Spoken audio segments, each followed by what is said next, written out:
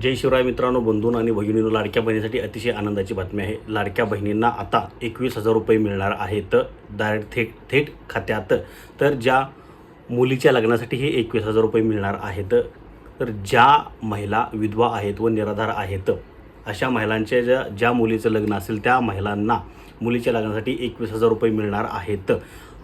या संदर्भातला निर्णय जळगाव महानगरपालिकेने घेतलेला आहे आणि त्याचे अर्जसुद्धा सुरू झालेले आहेत। अर्ज करण्याची शेवटची तारीख आहे 25 फेब्रुवारी 2026 आणि अर्ज करण्यासाठी तुम्हाला 6व्या मजल्यावर जायचं आहे महिला व बालकल्याण विकास विभागात आणि तिथं तुम्ही जाऊन अर्ज करायचा आहे।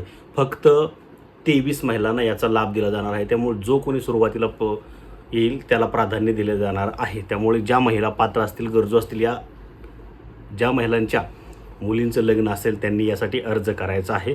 तर यासाठी तुम्हाला बघा महानगरपालिकेच्या 6व्या मजल्यावर DNULM या विभागात जाऊन अर्ज करायचा आहे। लगेच अर्ज करा, फक्त तुमच्याकडे काही दिवस अवधी राहिलेला आहेत।